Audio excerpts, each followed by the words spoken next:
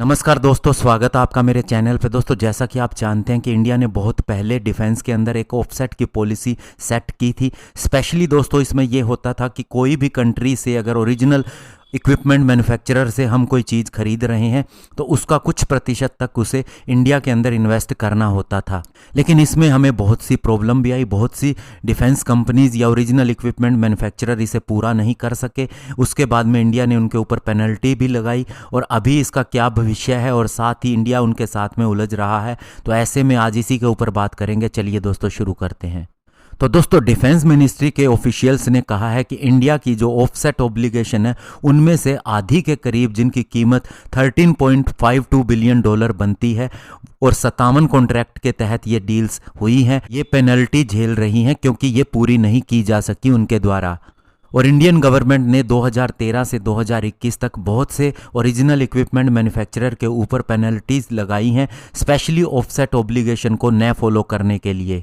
अगर इनमें हम मुख्य कंपनीज की या बड़ी कंपनीज की बात करें तो लॉकहीड मार्टिन है अमेरिकन कंपनी, जिसके ऊपर C-130J हरक्यूलस एयरक्राफ्ट को खरीदने के लिए ऑफसेट ऑब्लिगेशन थी। इसके अलावा सेफ्रन है, जिसके साथ में हमने मिराज एयरक्राफ्ट को अपग्रेड करने के लिए डील की थी और साथ ही राफेल एयरक्राफ्ट को खरीदा था हमने डसोल्ट से, उसके ऊपर भी अभी ऑब्लिगेशन है। इसके अलावा दोस्तों हम बात करें थेल्स की, जो फ्रांस की ही कंपनी है, इससे हमने मिराज को अपग्रेड करने के लिए एक डील की थी।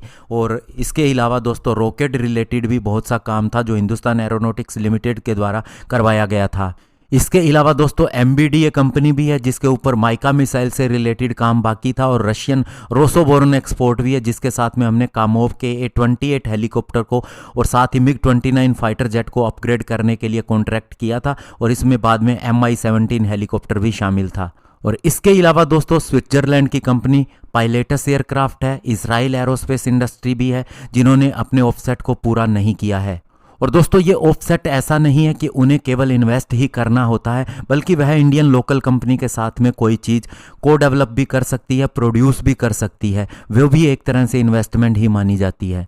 और दोस्तों इन ऑफसेट डील को देखने का काम डिफेंस मिनिस्ट्री की डिफेंस ऑफसेट मैनेजमेंट विंग यानी DOMW करती है। और वो देखती है कि ओरिजिनल इक्विपमेंट मैन्युफैक्चरर और डोमेस्टिक कंपनी जो है, जिनके बीच में लोकल पार्टनरशिप हो सकती है, किस तरह से इन्वेस्ट कर रही है।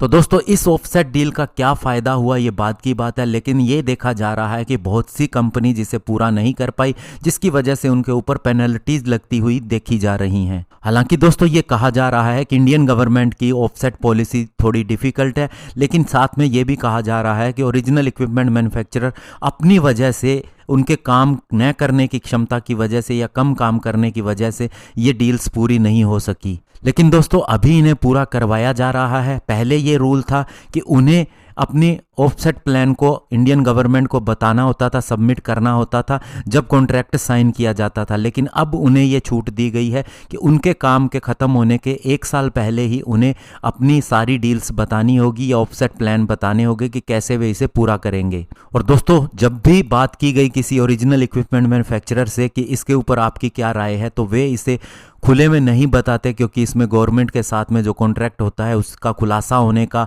एक डर रहता है। तो लेकिन उन्होंने ये ज़रूर कहा है कि इसमें गवर्नमेंट की पॉलिसीज़ ही ऐसी हैं जिसकी वजह से डिले हो रही हैं। लेकिन ओवरऑल दोस्तों जिसने ये डील साइन की है उसकी जिम्मेवारी होती है इसके लिए इन्वेस्ट करना। और इसीलिए अब काफ़ी चीज़ों के अंदर बदलाव किए जा रहे हैं और जिनके साथ में भी ऑफसेट डील हुई है उनके बदले में अब उनसे काम लिया जा रहा है। और इसका सबसे बड़ा उदाहरण बनेगा इंडिया का नेक्स्ट जनरेशन का फाइटर जेट इंजन, जिसके लिए अब फ्रांस की कंपनी सेफ्रन से बात चल रही है कि वह राफेल डील के ऑफसेट बाध्यता के तहत अब इन्वेस्ट करेगी इंडिया के अंदर और साथ ही इंजन टेक्नोलॉजी भी देगी। धन्यवाद। जय हिंद।